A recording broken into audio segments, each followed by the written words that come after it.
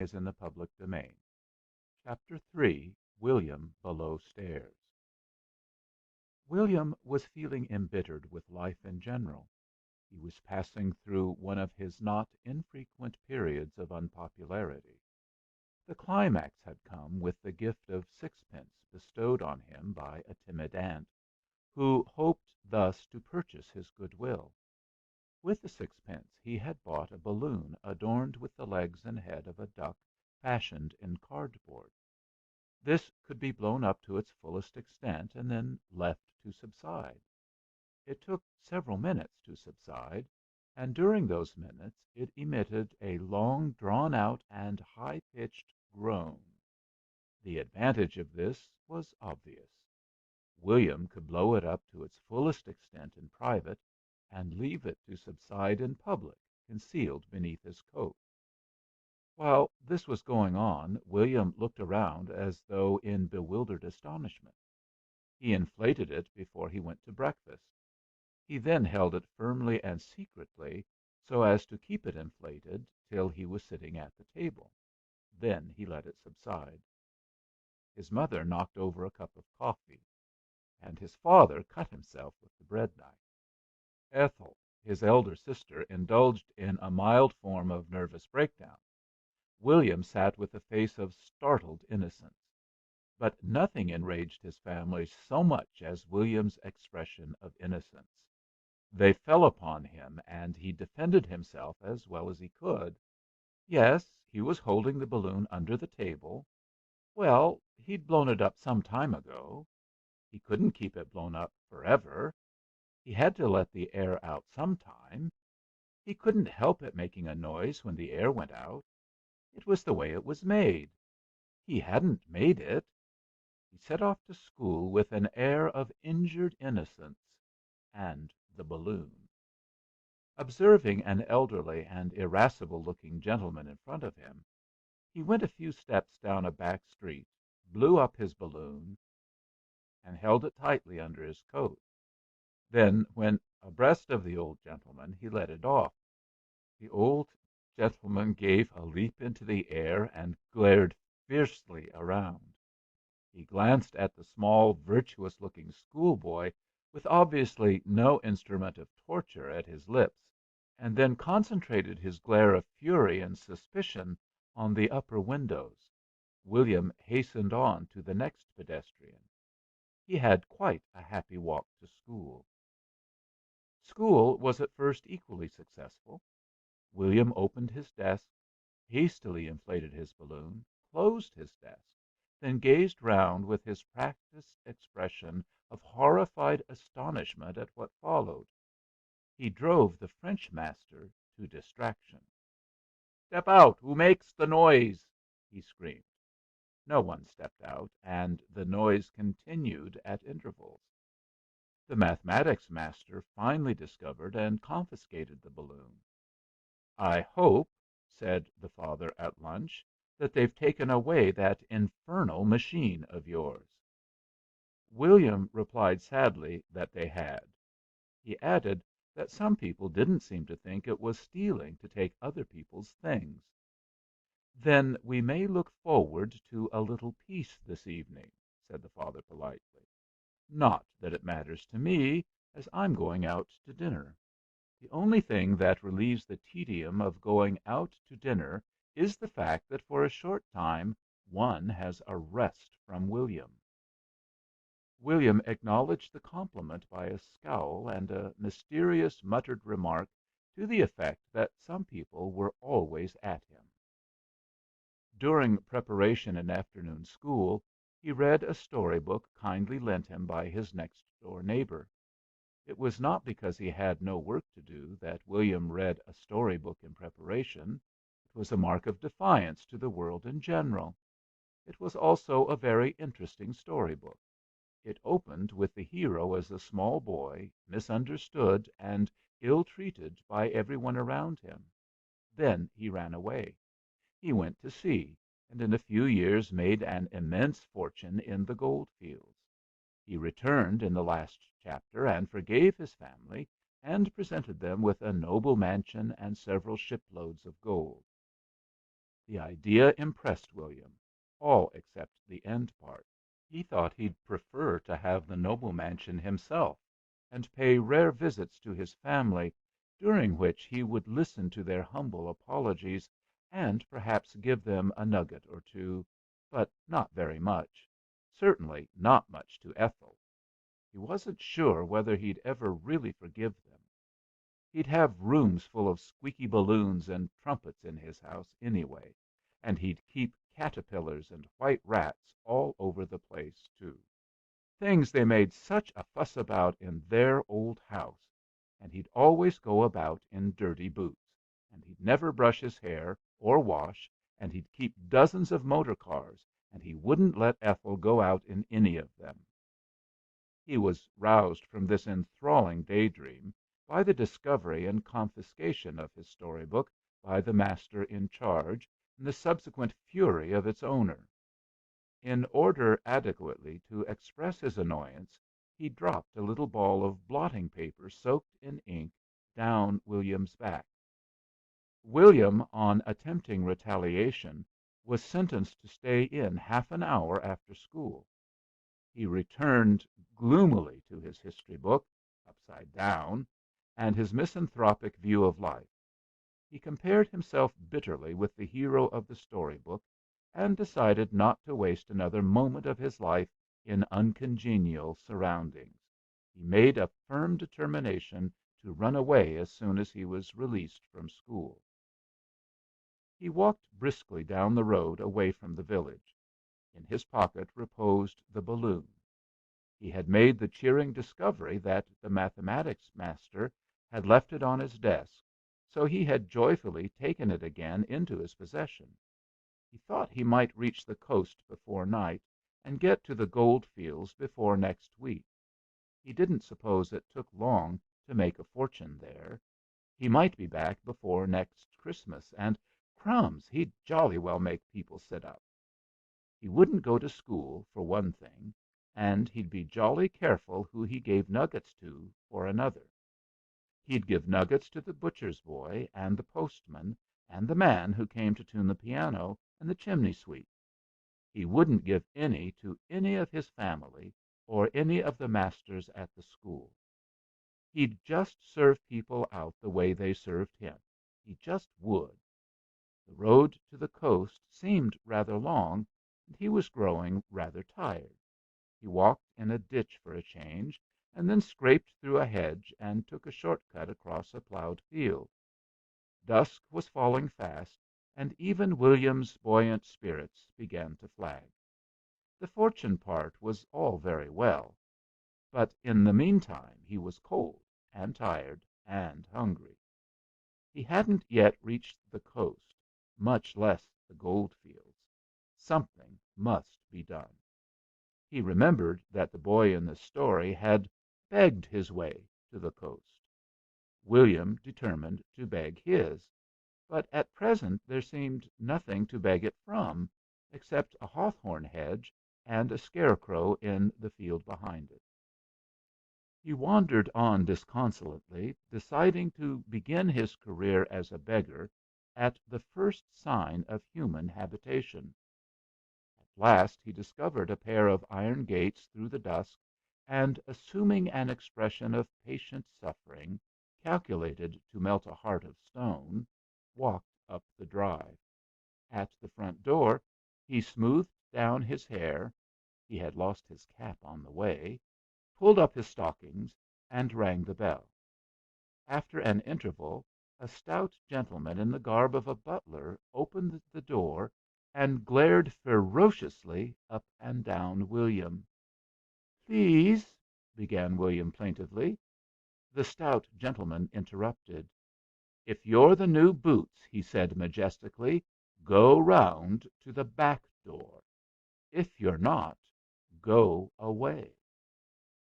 He then shut the door in William's face. William, on the top step, considered the question for a few minutes. It was dark and cold, with every prospect of becoming darker and colder. He decided to be the new boots. He found his way round to the back door and knocked firmly. It was opened by a large woman in a print dress and apron. "What you want?" she said aggressively. "He said William firmly, "to come around if I was the new boots." The woman surveyed him in grim disapproval. "You been round to the front?" she said. "Nerve!" Her disapproval increased to suspicion. "Where's your things?" she said. "Comin'," said William, without a moment's hesitation. "Too tired to bring 'em with you?" she said sarcastically. "All right. Come in." William came in gratefully. It was a large, warm, clean kitchen. A small kitchen maid was peeling potatoes at a sink, and a housemaid in black, with a frilled cap and apron, was powdering her nose before a glass on the wall. They both turned to stare at William. "'Ere's the new boots," announced cook. "Is valet bringin' 'is things later?" The housemaid looked up William from his muddy boots to his untidy hair, then down William from his untidy hair to his muddy boots. "Imperdent looking child," she commented haughtily, returning to her task. William decided inwardly that she was to have no share at all in the nuggets. The kitchen maid giggled and winked at William with obviously friendly intent. William mentally promised her half a shipload of nuggets. "Now then, Smutty," said the housemaid, without turning round, "none of your sauce." "'Ad your tea?" said the cook to William. William's spirits rose. "No," he said plaintively. "All right. Sit down at the table." William's spirits soared sky high. He sat at the table, and the cook put a large plate of bread and butter before him. William set to work at once. The housemaid regarded him scornfully. "Learnt his way of eating at the Zoo," she said pityingly. The kitchen maid giggled again, and gave William another wink. William had given himself up to whole-hearted epicurean enjoying of his bread and butter, and took no notice of them. At this moment the butler entered. He subjected the quite unmoved William to another long survey. "When next you come a hentering of this house, my boy," he said, "kindly remember that the front door is reserved for gentry, and the back for brats." William merely looked at him coldly over a hunk of bread and butter. Mentally he knocked him off the list of nugget receivers. The butler looked sadly round the room. "They're all the same," he lamented. "Eat, eat, eat, nothin' but eat. Eat all day and eat all night. He's not been in the 'ouse 2 minutes, and he's at it. Eat, eat, eat. He'll 'ave all the buttons burst off his uniform in a week, like what the larst one had. Like eatin' better than workin', don't you?" he said sarcastically to William. "Yes, I do, too," said William, with firm conviction. The kitchen maid giggled again, and the housemaid gave a sigh expressive of scorn and weariness as she drew a thin pencil over her eyebrows. "Well, if you've quite finished, my lord," said the butler in ponderous irony, "I'll show you to your room." William indicated that he had quite finished, and was led up to a very small bedroom. Over a chair lay a page's uniform, with the conventional row of brass buttons down the front of the coat. "Togs," explained the butler briefly. "Your togs. Fix 'em on quick as you can. There's company to dinner to night." William fixed them on. "You're smaller than what the last one was," said the butler critically. "They hang a bit loose. Never mind. With a week or two of stuffing you'll have most probable bust 'em, so it's as well to hang loose first. Now come on. Who's bringing over your things?" "Uh, a friend," explained William. "I suppose it is a bit too much to expect you to carry your own parcels," went on the butler, "in these here days. Bloomin' Bolshevist, I expect, aren't you?" William condescended to explain himself. "I'm a gold digger," he said. "Crikey!" said the butler. William was led down again to the kitchen. The butler threw open a door that led to a small pantry. "This here is where you work, and this here," pointing to a large kitchen, "is where you live. You have not," he ended haughtily, "the hentry into the servants' hall." "Crumbs!" said William. "You might as well begin at once," went on the butler. "There's all this lunch knives to clean. Here's a hapron, here's a knife board, and here's the knife powder." He shut the bewildered William into the small pantry, and turned to the cook. "What do you think of him?" he said. "He looks," said the cook gloomily, "the sort of boy we'll have trouble with." "Not much clarse," said the housemaid, arranging her frilled apron.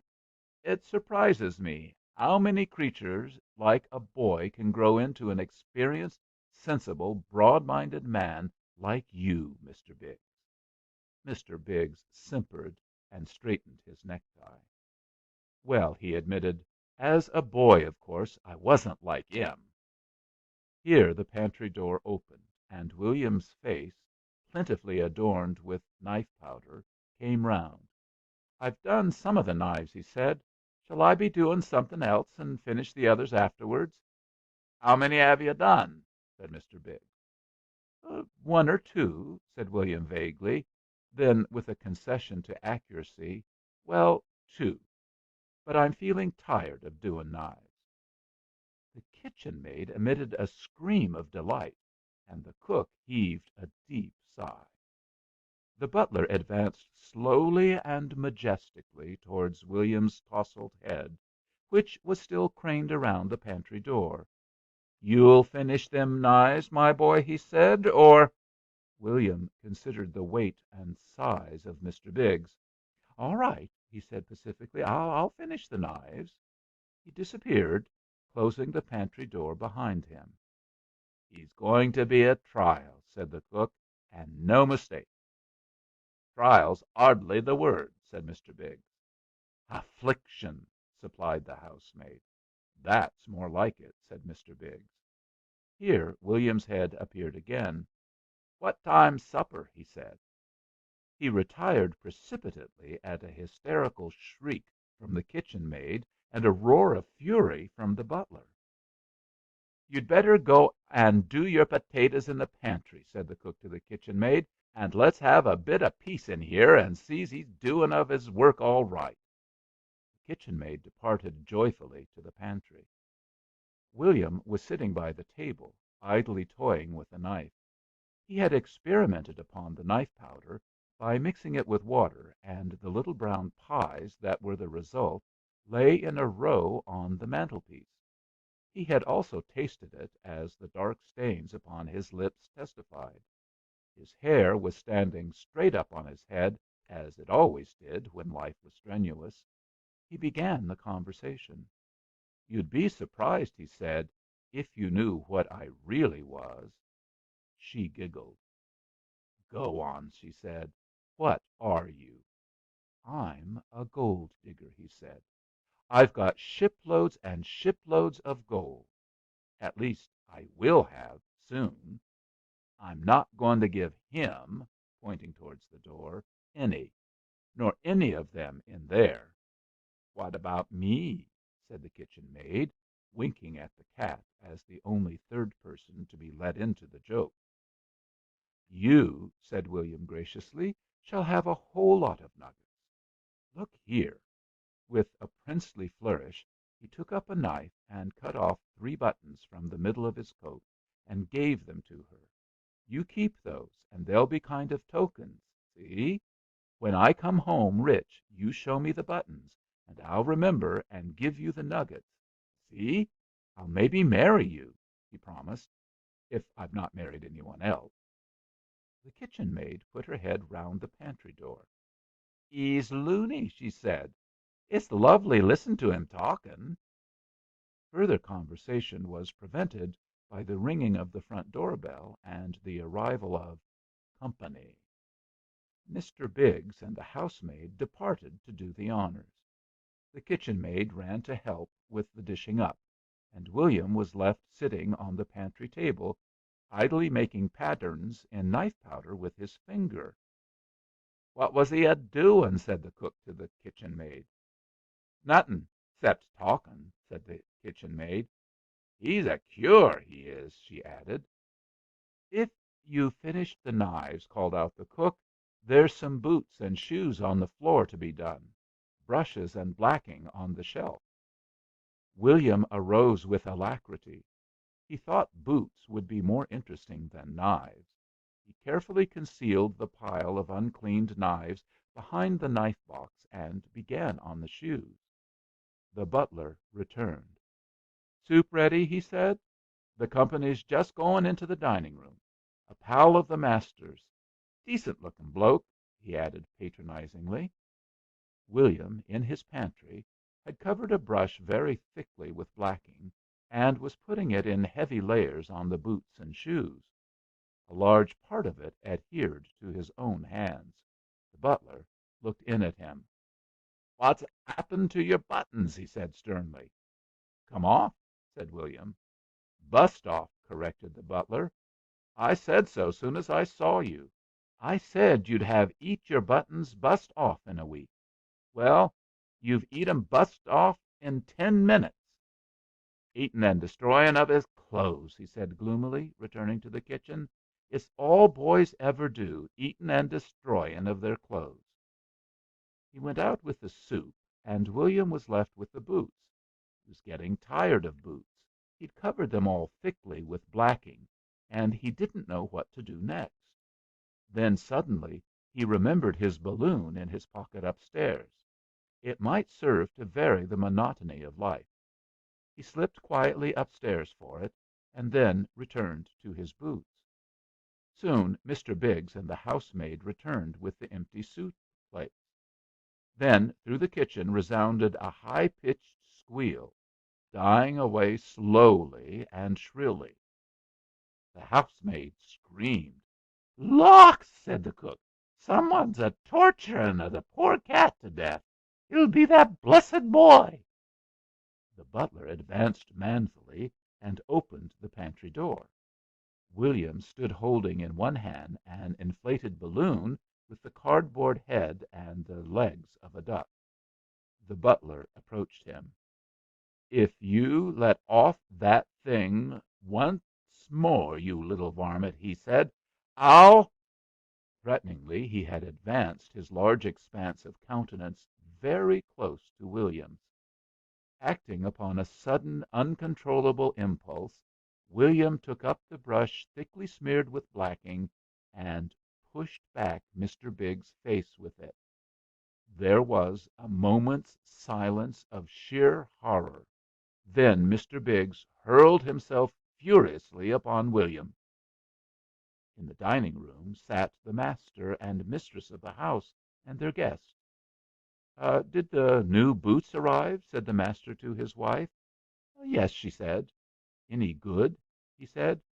"He doesn't seem to have impressed Biggs very favorably," she said, "but they never do." "The human boy," said the guest, "is given us as a discipline. I possess one. Though he is my own son, I find it difficult to describe the atmosphere of peace and relief that pervades the house when he is out of it." "I'd like to meet your son," said the host. "You probably will, sooner or later," said the guest gloomily. "Every one in the neighborhood meets him sooner or later. He does not hide his light under a bushel.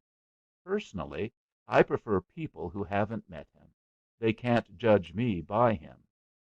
At this moment the butler came in with a note. "No answer," he said, and departed with his slow dignity. "Excuse me," said the lady as she opened it. "It's from my sister. I hope," she read, "that you aren't inconvenienced much by the non-arrival of the boots I engaged for you. He's got flu." "But he's come," she said wonderingly. There came the sound of an angry shout, a distant scream, and the clattering of heavy running footsteps, growing nearer. "A revolution, I expect," said the guest wearily. "The Reds are upon us." At that moment the door was burst open, and in rushed a boy with a blacking brush in one hand and an inflated balloon in the other. He was much dishevelled, with three buttons off the front of his uniform, and his face streaked with knife powder and blacking. Behind him ran a fat butler, his face purple with fury beneath a large smear of blacking. The boy rushed round the table, slipped on the polished floor, clutched desperately at the neck of the guest, bringing both guest and chair down upon the floor beside him. In a sudden silence of utter, paralyzed horror, guest and boy sat on the floor and stared at each other. Then the boy's nerveless hand relaxed its hold upon the balloon, which had somehow or other survived the vicissitudes of the flight, and a shrill squeak rang through the silence of the room. The master and mistress of the house sat looking round in dazed astonishment. As the guest looked at the boy, there appeared on his countenance amazement, then incredulity, and finally frozen horror. As the boy looked at the guest, there appeared on his countenance amazement, then incredulity, and finally blank dejection. "Good Lord!" said the guest. "It's William!" "Oh, crumbs!" said the boots. "It's father." End of chapter 3.